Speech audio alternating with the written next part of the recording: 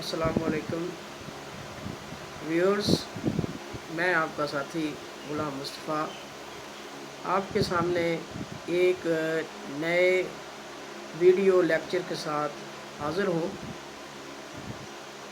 मेरा आज का ये जो वीडियो लेक्चर है ये स्कूलों के हवाले से असातिज़ा इकराम के लिए बड़ा अहम है।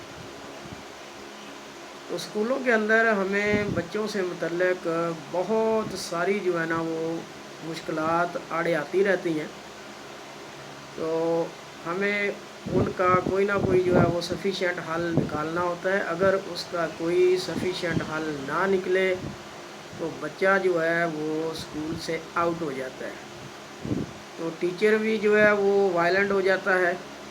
तो इन चीज़ों से बचने के लिए हमें बच्चे के जो हैं वो इनफरादी इख्तिलाफ़ात, कि हर बच्चा जो है वो एक इनफरादी इख्तिलाफ़ लेके दूसरे बच्चे के मुकाबले में लेकर के पैदा होता है। तो इन चीज़ों को हमें मद्देनज़र रखना है जब भी हम बच्चों को पढ़ाएं, बच्चों की क्लासिफिकेशन करें या बच्चों से तवक्कुआत रखें। तो हमें सबसे पहले एजुकेशनल साइकोलॉजी में बच्चों के जो इनफरादी इख्तिलाफ़ात हैं उनको मद्देनज़र रखना होगा, वरना हमारी टीचिंग जो है वो अफेक्टिव नहीं होगी और ना जो है हमारा पैगाम बच्चों तक पहुंच पाएगा। एक बड़ा अहम मौजू है, इस पे सोचने की भी ज़रूरत है, इस पे काम करने की भी ज़रूरत है और इसको क्लासरूम के अंदर अप्लाई करने की भी ज़रूरत है। तो ये ना सिर्फ क्लासरूम के अंदर बल्कि अपने मुआशरे में, अपने घर में, अपने दूसरे अदारों के अंदर, तो इसका इतलाक़ जो है वो आपको एक कामयाब शख्स बना सकता है, इससे किसी का भला हो सकता है, तो मुआशरा जो है वो अमन से भी हमकिनार हो सकता है। तो बहुत सी ऐसी सारी चीज़ें हैं जिनको हम नहीं समझते और वही कन्वेंशनल तरीके इस्तेमाल करके हम बच्चों को पढ़ाने की कोशिश करते हैं। तो ये चूँकि हमारे जो बीएड और एमएड है या एमफिल है या पीएचडी है एजुकेशन के बारे में, उसका ये हिस्सा भी है, तो इन्हें समझने की जो है वो अशद ज़रूरत है, ख़ास कर जो है टीचर हज़रात के लिए। टीचर चाहे पब्लिक स्कूल का हो या प्राइवेट स्कूल का, तो चंद अल्फाज सिखा देना ये कोई टीचिंग नहीं है। तो टीचिंग जो है वो एक ज़ाब्ता हयात का नाम है, एक आइडिया का नाम है, एक टेक्निक है, मेथड है। तो ये हर बंदा जो है वो टीचर नहीं बन सकता। तो आइए देखते हैं कि ये इनफरादी इख्तिलाफ़ात हैं क्या और इनका हमारी ज़िंदगी में क्या किरदार है, हमारा जो स्कूल है उसमें इसका क्या किरदार है, किस तरह जो है हम इन इख्तिलाफ़ात को अपने मद्देनज़र रख के बहुत सारे कामों के अंदर हम बच्चों की क्लासिफिकेशन करके उनको कामयाबी की तरफ ले जा सकते हैं। तो आइए शुरू करते हैं इनफरादी इख्तिलाफ़ात को। इसको इंग्लिश में इंडिविजुअल डिफरेंसेस भी कहते हैं, इंडिविजुअल डिफरेंसेस इनफरादी इख्तिलाफ़ात। तो सबसे जो पहली चीज़ है टीचर के लिए कि टीचर जो है वो नफ्सियात यानी साइकोलॉजी है वो उससे नाबलद ना हो, वो उसे जानता हो, उससे वाक़फ़ हो। तो जो टीचर साइकोलॉजिस्ट नहीं है तो वो फिर अफेक्टिव टीचर नहीं बन सकता। अब डंडे के ज़ोर पे कब तक जो है वो बंदा अपनी हुकूमत कर सकता है। आखिर बच्चे भी कल को कहना शुरू कर देते हैं इस टीचर को पढ़ाना नहीं आता, ये हमें मारता है वगैरह वगैरह, इस किस्म की बातें आती हैं, तो फिर वो बंदे के लिए सुबकी का बाइस बनती है।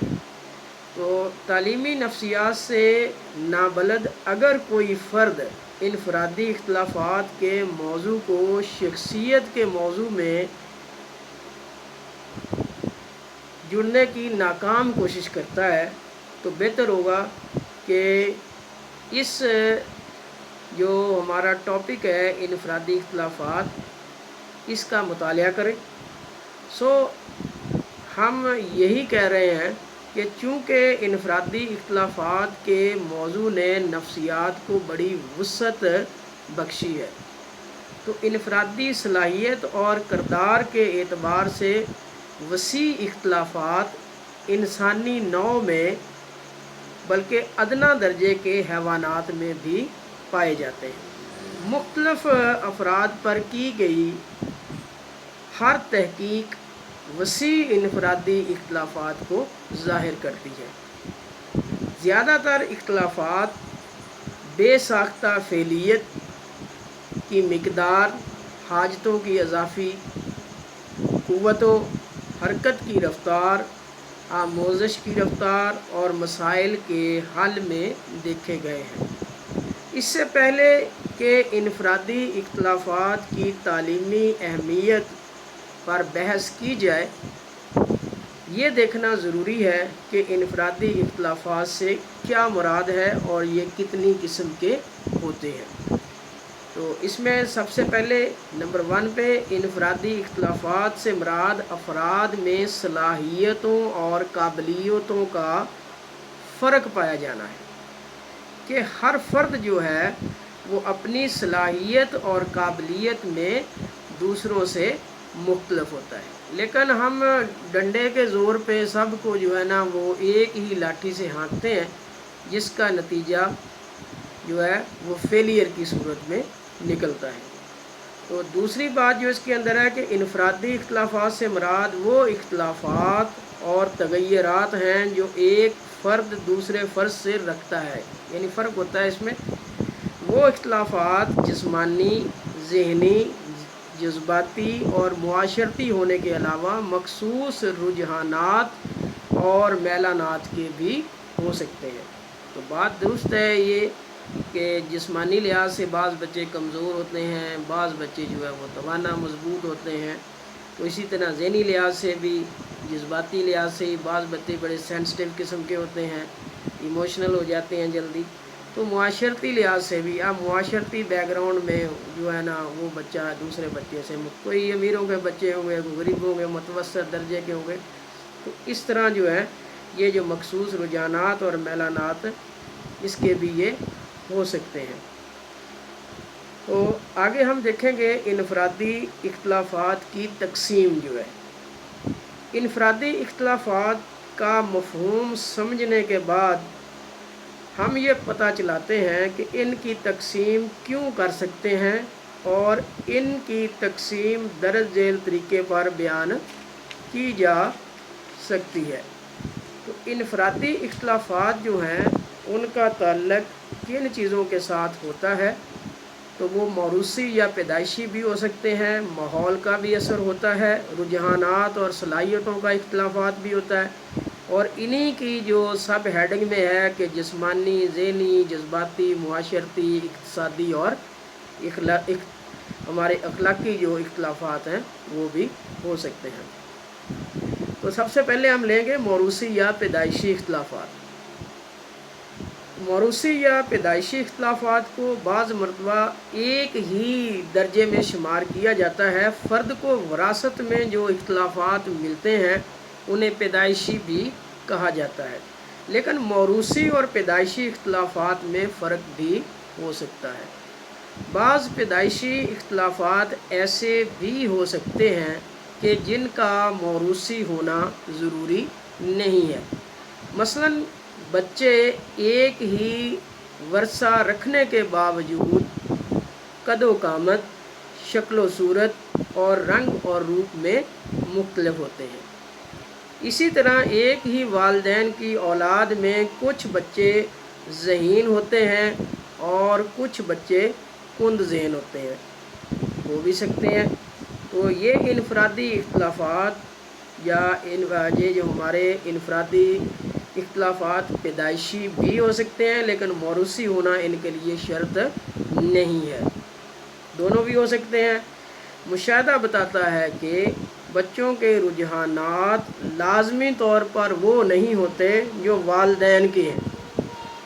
ایک ڈاکٹر کی اولاد میں کوئی بچہ سائنس سے دلچسپی ظاہر کرتا ہے، جبکہ دوسرا بچہ شعر و ادب سے لگاؤ ظاہر کرتا ہے۔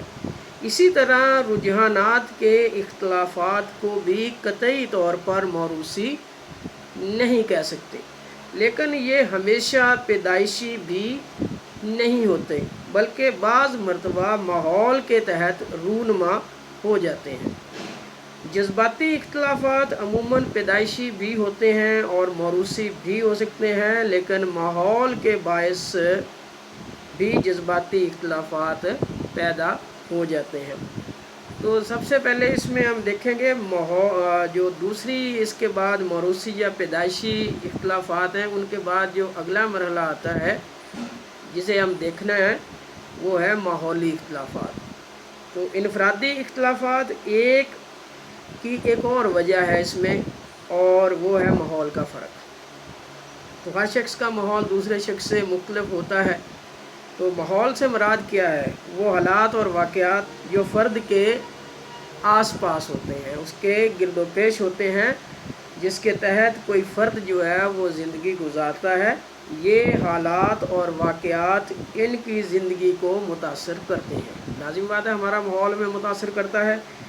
تو ماحول ہی کی بنا پر افراد کی خواہشات، رجحانات اور دلچسپیوں میں فرق پیدا ہو جاتا ہے۔ تو یہاں دیکھنے کا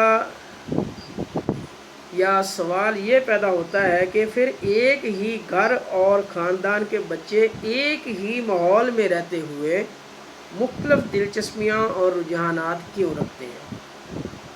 جی ہاں، وہ ایک ہی گھر میں تو رہتے ہیں، لیکن ماحول سے مراد گھر کے اندرونی حالات نہیں۔ گھر کے ہر بچے کو گھر سے باہر نکل کر مختلف قسم کا ماحول ملتا ہے۔ اس کے دوستوں کا حلقہ، اسکول کے ساتھیوں کا ماحول، اور پھر جب وہ ملازمت میں جاتا ہے تو وہاں کا ماحول مختلف ہوتا ہے۔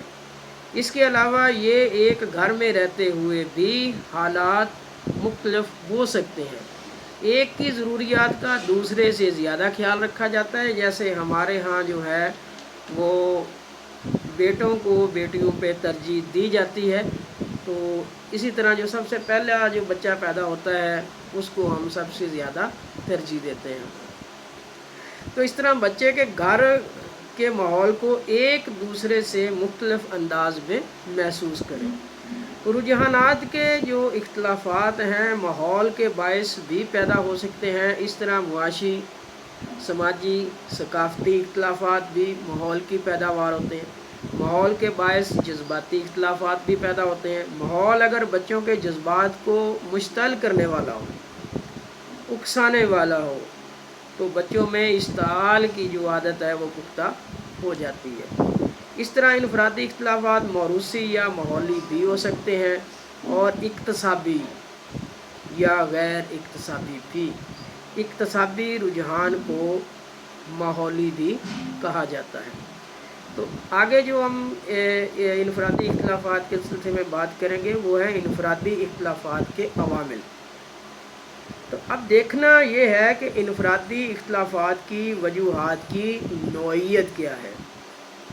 وہ کون سے عوامل ہیں جو انفرادی اختلافات کا موجب ہے، وجہ بنتی ہیں اس کی۔ انفرادی اختلافات کی مندرجہ ذیل وجوہات اور عوامل قابل ذکر ہے۔ نمبر 1، اس میں توارث کے تعلق سے انفرادی اختلافات، بالغی کے حوالے سے انفرادی اختلافات، ماحول کے حوالے سے انفرادی اختلافات، طبعی عمر کے لحاظ سے انفرادی اختلافات، قدرتی ودیعتوں کے حوالے سے انفرادی اختلافات، ذہن کے تعلق سے انفرادی اختلافات، جسمانی مہارتوں کے حوالے سے انفرادی اختلافات، جنس کے لحاظ سے انفرادی اختلافات، نسل کے لحاظ سے انفرادی اختلافات، طبقاتی لحاظ سے انفرادی اختلافات۔ تو اب ہم اس کو تھوڑا تھوڑا جو ہے نا آگے ڈیفائن کریں گے، تو تھوڑا سا اس کو ایکسپلین کریں گے تاکہ بات جو ہے وہ واضح ہو جائے کہ توارث کے تعلق سے جو انفرادی اختلافات ہیں ان کی وجہ کیا ہے۔ تو توارث اور ماحول کا بہت گہرا تعلق ہے۔ اس لیے مقابلتاً ان کی نوعیت کو سمجھنا چاہیے۔ توارث سے ایسے عوامل کی تاثیر مراد ہے جو بچوں میں جبلی اور خلقی طور پر اس کی تخلیق کے وقت موجود ہوتے ہیں، جو پیدائش اس کو جبلت میں ملتے ہیں۔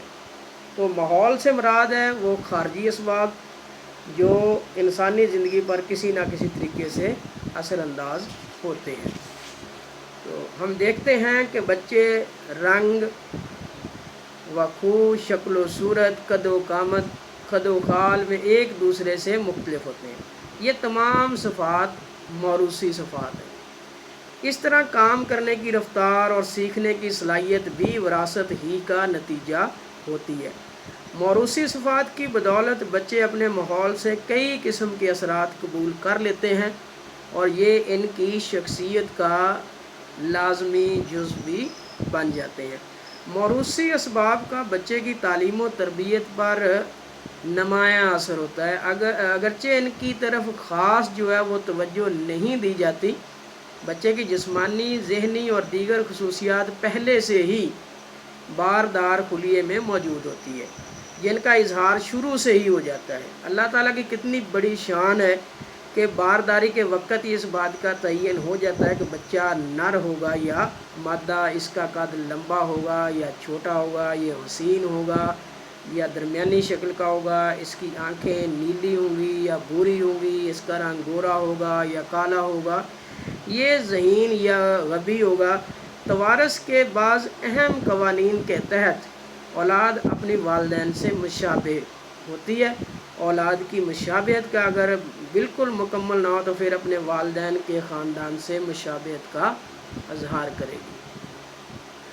بچوں میں بعض بیماریاں موروثی ہوتی ہیں جن کا ان کی تعلیم و تربیت پر بہت برا اثر پڑتا ہے۔ مثلا بچوں کے گلے کے جو غدود ہیں پیدائشی طور پر اگر ناقص ہوں تو بچے کی جسمانی اور ذہنی نشو و نما رک جاتی ہے۔ اس کے علاوہ بعض نقائص ہیں، مثلا بصارت ہے یا سماعت کے نقصان ہیں، تو بچوں کے نفسیاتی عوامل پر برا اثر ڈالتے ہیں۔ آگے ہمارے پاس ہے نمبر 2 کے بعد بالیدگی کے حوالے سے انفرادی اختلافات۔ تو بچوں کی جو بالیدگی، جو نشو و نما ہے، اس کی رفتار جو ظہور پذیر ہوتی ہے، بالیدگی کی رفتار میں یہ اختلافات صرف جسمانی نشو و نما تک محدود نہیں بلکہ ان کی ساری ذہنی اور شخصی نشو و نما میں بھی ظاہر ہوتے ہیں۔ بالیدگی کا عمل مختلف افراد میں مختلف رفتار سے وقوع پذیر ہوتا ہے۔ یہ عمل ایک فرد میں مختلف پہلوؤں میں الگ الگ رفتار سے واقع ہوتا ہے، جیسے قد اور وزن بڑھنے کی رفتار میں اختلافات۔ بعض بچوں کے قد جلدی جو بڑے بڑے ہو جاتے ہیں، بعض کے چھوٹے رہ جاتے ہیں، تو پھر وہ جو ہے بعض کے بالکل ہی چھوٹے رہ جاتے ہیں، تو پھر وہ ہمارے جو ہے نا وہ نشانہ بنتے ہیں، لوگ ان کو مختلف جو ہیں وہ نام دے کے وہ پکارتے ہیں۔ تو پھر انہی جو انفرادی اختلافات کو لے کر کے بچہ جو ہے وہ مایوس ہو جاتا ہے، وہ کسی کے نشانے پہ آ جاتا ہے، لوگ اس کا مذاق اڑاتے ہیں۔ تو ہم دیکھتے ہیں کہ بعض بچوں میں بالیدگی کا عمل بہت تیز ہوتا ہے اور بعض میں سست، اور یہی اختلافات پڑھائی کی جو عمر ہے اس کا تعین کرتے ہیں۔ تو بالیدگی کی رفتار کے ان معلوم حقائق کی روشنی میں ہمیں ہر بچے کو اس کی انفرادی رفتار کے مطابق دیکھنا چاہیے اور اس کا دوسرے بچوں کے ساتھ مقابلہ نہیں کرنا چاہیے۔ جس طرح بچے کی بالیدگی میں اختلافات ہوتے ہیں، اسی طرح اس کے اسکول میں رویے اور تدریس کے عمل میں ایک قسم کی بے قاعدہ اور غیر متوازن جو صورتحال ہے وہ نظر آتی ہے۔ اس طرح ہمیں گھبرانا نہیں چاہیے بلکہ اس کو تسلیم کرنا چاہیے، البتہ اس بات کا ضرور خیال رکھیں کہ ایسی صورتحال دیر تک قائم نہ رہے۔ تو اساتذہ اکرام کا بھی کام ہے کہ وہ بچوں پر نظر رکھیں، تو بچے جو ہیں وہ کسی کی جو ہے نا وہ نفرت کا نشانہ بن کے، کسی کے مذاق کا نشانہ بن کے اسکول نہ چھوڑ جائیں۔ تو ایسا ہمارے معاشرے میں ہوتا ہے اور یہ معاشرتی جو ہے نا اصلاح یہ بھی ضروری ہے۔ یہ نہ صرف اسے مذہب کے حوالے سے بلکہ اخلاقی اعتبار کے حوالے سے بھی ضروری ہے۔ आगे है माहौल के तअल्लुक़ से जो इनफरादी इख्तिलाफ़ात बंदे के अंदर आते हैं, बच्चों के अंदर आते हैं, तो बच्चों की शख्सियत पर माहौल के गहरे और देर पा असर होते हैं। इसमें शक नहीं कि बच्चे बेशतर सिफ़ात जो है अपने वालिदैन और आबा व अजदाद से अख़ज़ कर लेते हैं, मगर इनकी नशो नुमा में माहौल का बड़ा हाथ होता है। और आजकल सोशल मीडिया आ गया, तो ये भी हमारा माहौल का जो है हिस्सा बन गया। आप घर में बैठे जो है ना, वो पूरी दुनिया जो है उसके साथ कनेक्ट हो गई। ज़ाहिर है सोशल मीडिया का बंदे की शख्सियत पर, उसकी नशो नुमा पर असर डालता है, तो जिसका नतीजा आजकल हम घरों में जो है ना वो भुगत रहे हैं इसमें। तो बच्चे को अगर सीखने की सलाहियत वरसे में मिलती है, इसका उजागर करना और इसमें वुसअत करना माहौल के असरात के ताबे है। माहौल एक ऐसी क़ुव्वत है जो इस बात का फ़ैसला करती है कि किसी शख्स की इस्तादाद या इसकी जो फ़ितरी सलाहियतें हैं किस हद तक बरूए कार लाई जा सकती है, यानी उसमें कितना दम खम है। इसमें तो अल्लाह तबारक व तआला ने भी जो है ना वो कहा कि अल्लाह ताला बंदे पे उतना ही बोझ डालता है जितना वो उठा सकता है। तो हम भी कोशिश करें कि हम अपने बच्चों पे उतना ही बोझ डालें जितना वो उठा सकें, ना कि वो बागी हो जाएं।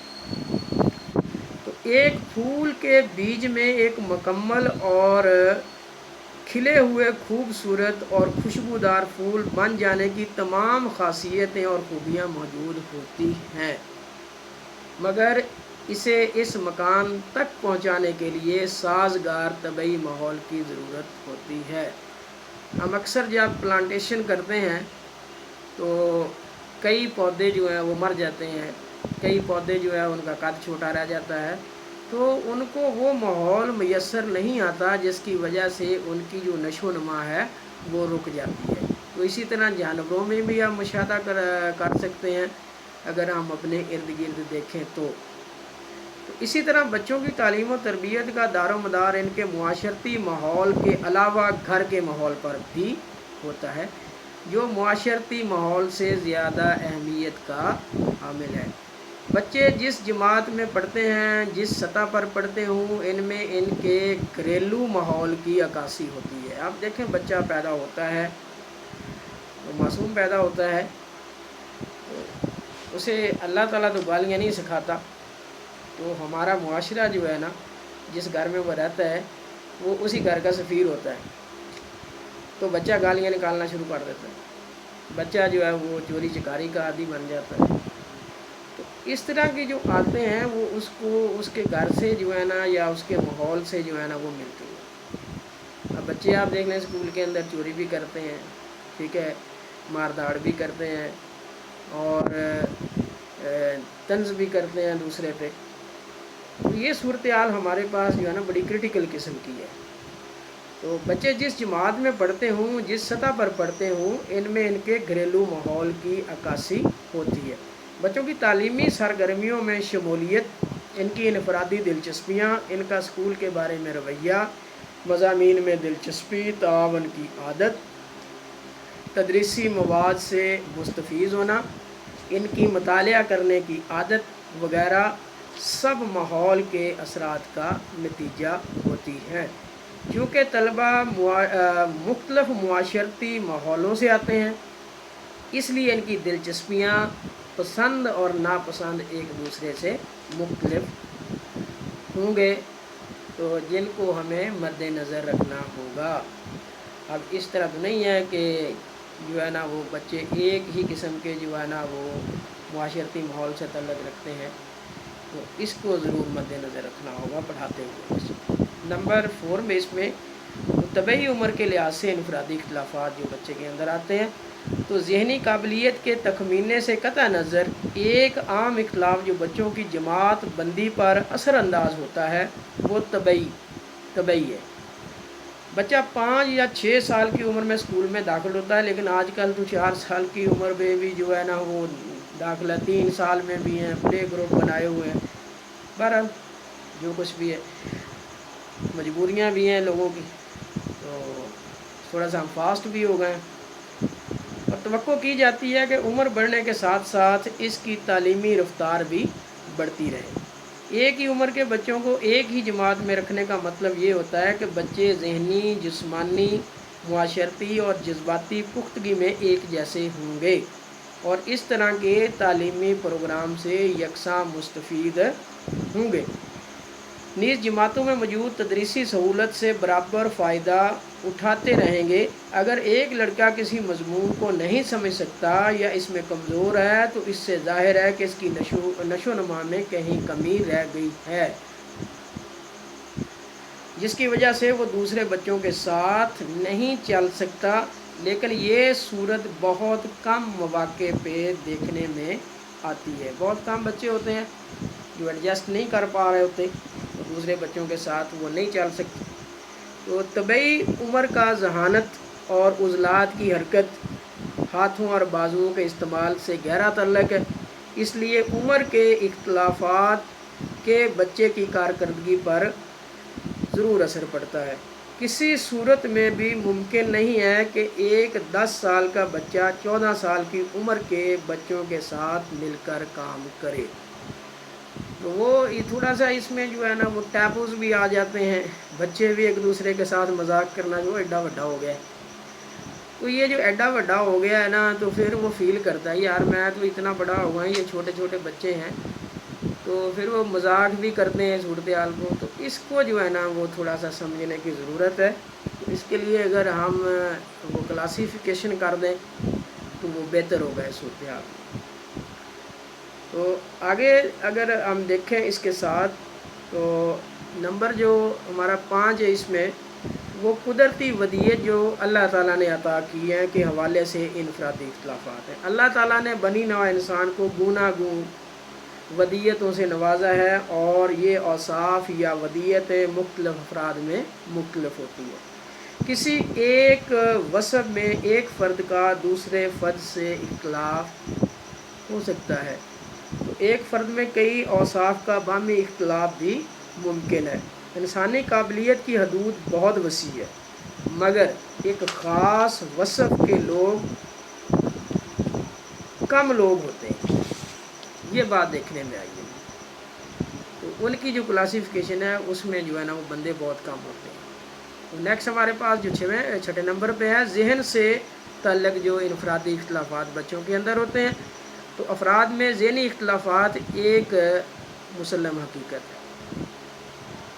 मशहूर माहिरीन नफ्सियात ट्रमन और बिने ने मुख्तलिफ बच्चों की आम जो जहानत की पैमाइश के बाद इनको 9-8 ग्रुपों में तकसीम किया। इसकी वजाहत जो है वो कई माहिरीन ने की है। जो बच्चे फातरुल अक़ल होते हैं इनको तालीम के लिए आम स्कूलों में रखना मुश्किल होता है। इनके लिए स्पेशल स्कूल जो हैं वो बनाए जाते हैं।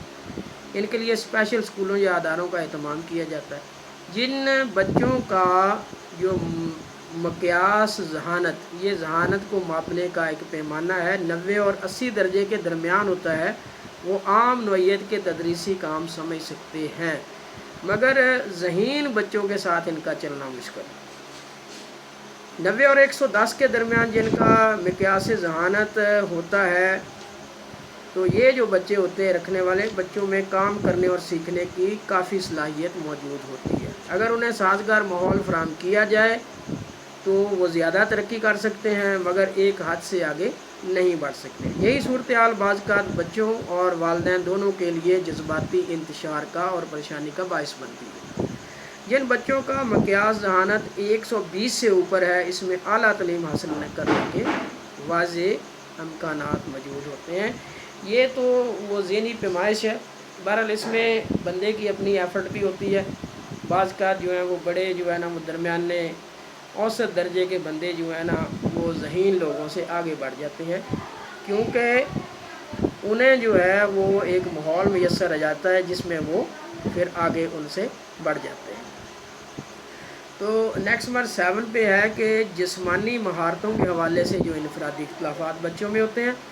तो बच्चे जिस उम्र के भी होंगे वो जिस्मानी महारतों की काबिलियत में एक दूसरे से मुख्तलिफ होते हैं। ذہانت جسمانی مہارت کی قابلیت اخذ کرنے کا ایک اہم عمل ہے۔ عام طور پر جسمانی مہارتوں میں اور کسی جسمانی کام کو خوش اسلوبی سے سر انجام دینے کی صلاحیت عمر کے ساتھ بدلتی اور بڑھتی ہے، اور اس کے ساتھ کسی کام میں توجہ مرکوز کرنے کی قوت، مختلف اعضاء کے کام کرنے میں مطابقت، کام کی رفتار، ضبط و استقامت اور تھکاوٹ کی جو مدافعت وغیرہ ساری کیفیتوں میں تبدیلی آتی رہتی ہے۔ آگے جنس کے لحاظ سے جو انفرادی اختلافات بچے کے اندر ہو سکتے ہیں، اس میں عام مشاہدے کے مطابق لڑکے اور جو لڑکیاں ہیں ان کا جو فرق آتا ہے اس میں، وہ اکثر بندے جو ہیں وہ اس میں نوٹ کر جاتے ہیں۔ تو جو لڑکیاں ہیں وہ لڑکوں سے جلد جو ہیں وہ جوان ہو جاتی ہیں، جلد بالغ بھی ہو جاتی ہیں۔ 6 اور 12 سال کے درمیان لڑکیاں ہم عمر لڑکوں سے کہیں زیادہ مضبوط ہوتی ہیں۔ اگرچہ مرد اور عورت میں دیکھنے اور سننے کی صلاحیت میں فرق نہیں، مگر عورتیں رنگوں کے اعتبار اور نظر کے ادراک میں مردوں سے بہتر ہوتی ہیں۔ لڑکیاں لڑکوں سے سپیڈ ٹیسٹ میں بہتر ہوتی ہیں، جبکہ لڑکے مکینیکل قسم کی چیزوں میں زیادہ کام بہتر انداز میں کر جاتے ہیں۔ عام ذہانت میں بچے اور بچیوں میں نمایاں فرق ہوتا ہے، مگر لڑکیاں عموماً مشکل الفاظ کے ٹیسٹوں میں لڑکوں کے مقابلے میں اچھی رہتی ہیں۔ اس کے مقابلے میں لڑکے ریاضی کے ٹیسٹ میں اچھے رہتے ہیں۔ لڑکیاں لڑکوں سے یادداشت کے کام میں تیز ہوتی ہیں۔ لڑکیاں لڑکوں کے مقابلے میں اسکول کا جو ہے وہ خوب کام کرتی ہیں۔ بچیوں کے مقابلے میں ریڈنگ کی مشکلات زیادہ ہوتی ہیں۔ تو لڑکیاں عام طور پر اپنی ذات اور ذاتی مسائل میں زیادہ دلچسپی لیتی ہیں، جبکہ لڑکے کھیلوں میں اور دوسری کاروباری یا سیاسی سرگرمیوں میں زیادہ مشغول رہتے ہیں۔ لڑکے عام طور پر سائیکل چلاتے ہیں، پتنگ اڑاتے ہیں، ہوائی جہاز کے کھلونوں سے کھیلتے ہیں، دوسرے میکینیکل قسم کے کھلونوں میں دلچسپی لیتے ہیں، جبکہ لڑکیاں جو ہے گڑیوں، کڑھائی، سلائی، کپڑوں، گھر کے کام کاج اور گھر کی جو چیزوں میں یہ جو دلچسپی لیتی ہیں، یہ تو ماحول کا بھی اثر ہوتا ہے۔ تو ہمارے ہاں جو جینڈر رول ہے وہ ایک حد بندی اس میں قائم کر دی گئی ہے کہ لڑکوں نے یہ کام کرنا ہے، لڑکیوں نے یہ کام کرنا ہے۔ آج کل یہ جو جینڈر لائن ہے یہ تقریباً مٹتی جا رہی ہے۔ آج جو ہے وہی کام جو کبھی عورتوں کے لیے مخصوص ہوتے تھے، آج وہ کام مرد بھی کر رہے ہیں اور یہ مارکیٹ کا حصہ بن گئے۔ سلائی کڑھائی ہو، ہوٹل ہو، ٹھیک ہے، تو گھر کے جو کام کاج ہیں وہ سارے جو ہیں وہ اب مرد بھی کرتے ہیں۔ تو آگے جو ہمارے پاس ہے کہ نسل کے لحاظ سے انفرادی اختلافات جو بچے کے اندر ہوتے ہیں ریس کے حوالے سے، تو دنیا کے مختلف ملکوں میں آباد نسلوں میں واضح اختلافات پائے جاتے ہیں۔ یہ انہیں آباء و اجداد سے ورثے میں ملی ہوتی ہیں۔ نسلیں جو اپنی اصلی حالت میں رہ جاتی ہیں، ان میں دوسری نسلوں کے ساتھ خلط ملط ہو جاتی ہیں، بڑے اختلافات پائے جاتے ہیں۔ یہ اختلافات جسمانی، ذہنی اور معاشرتی وغیرہ ہو سکتے ہیں۔ مثال کے طور پر جنوبی افریقہ میں آباد یورپی اقوام کے بچوں میں اور افریقن بچوں کی ذہنی جو استعداد میں بڑا اختلاف ہے۔ یورپین بچے افریقن بچوں سے زیادہ ذہین، اور جو افریقن امریکہ میں آباد ہیں وہ دوسروں کے ساتھ خلط ملط ہو گئے۔ ان کے بچوں میں اصل جو افریقن بچوں کی ذہنی قابلیت میں فرق ہے، یعنی خلط ملط شدہ افریقی بچے اصل افریقن جو بچے ہیں بچوں سے زیادہ ذہین ہوتے ہیں۔ ان نسلی اختلافات کی وجہ سے یورپین ملکوں میں ایسے بچوں کی تعلیم میں کافی دشواریاں پیش آتی ہیں۔ اس میں بچے جو ہے نا وہ ایڈجسٹ نہیں کر پا رہے ہوتے، رنگ کا جو ہے وہ بھی جھگڑا سامنے آ جاتا ہے۔ تو اس صورتحال میں کافی جو ہے وہ وائلیشن بھی ہوتی ہے۔ تو کئی جو ہے نا وہ مسائل جو ہیں وہ سر اٹھاتے ہیں، جس میں رنگ کا ایشو ہے، ٹھیک ہے۔ تو وہ رنگ کو ہم نے جوڑا ہوا ہے اس کی ذہنی استعداد سے۔ تو جو وائٹ پیپل ہیں वो अपने आप को सुपीरियर समझते हैं उन लोगों के मुकाबले में जो ब्राउन हैं या ब्लैक हैं या येलो हैं, तो उन पे उनकी जो सुपरमेसी है वो वाइट कलर की वजह से है।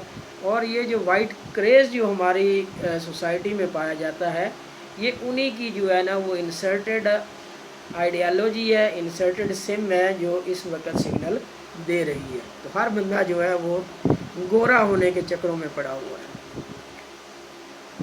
आगे जो हमारे पास है कि तबकाती लिहाज से जो इनफरादी इख्तलाफात बच्चों के अंदर आते हैं, तो किसी तबके का दारोमदार उसके अफराद की तालीम, पेशे और इसकी इक्तसादी हालत पर होता है।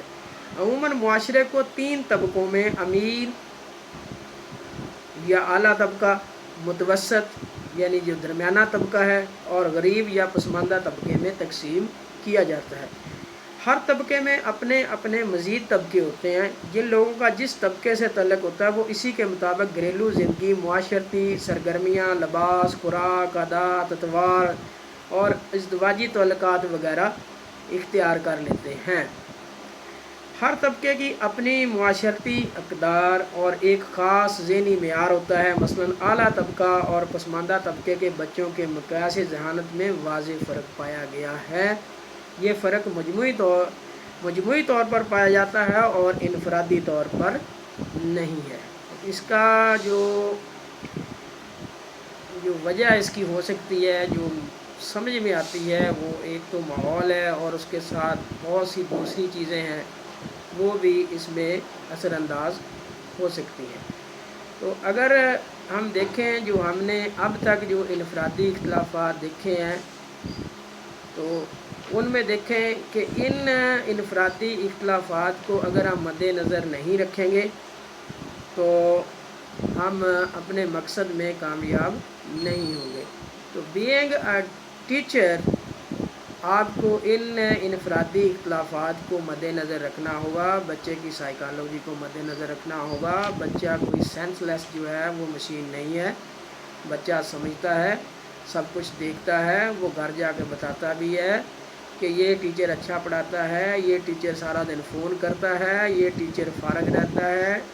तो वो सारा कुछ जो है वो घर जाके बताता है और हम मुतमिन होते हैं कि अभी ये इसको है ही नहीं है इतनी वो अक्ल और शऊर, क्या बताएगा किसी को। तो हम उसके सामने जब ओछी हरकतें करते हैं तो वो घर जाके सारा कुछ जो है वो उसका भांडा फोड़ देता है। तो फिर जो सामने आती हैं बातें, फिर शिकायत भी आती हैं। तो बच्चा इस चीज़ को जो है वो समझता है। तो बच्चा जो है वो साइकोलॉजिकल फ़िगर होता है और उसकी साइकोलॉजी को मद्देनज़र रख के ही उसको पढ़ाना चाहिए। तो ये हमारे लिए बहुत ज़रूरी है। अल्लाह ताला हमें इन इनफरादी इख्तलाफात को मद्देनज़र रख के पढ़ाने की तौफ़ीक़ अता फ़रमाए। आमीन वस्सलाम।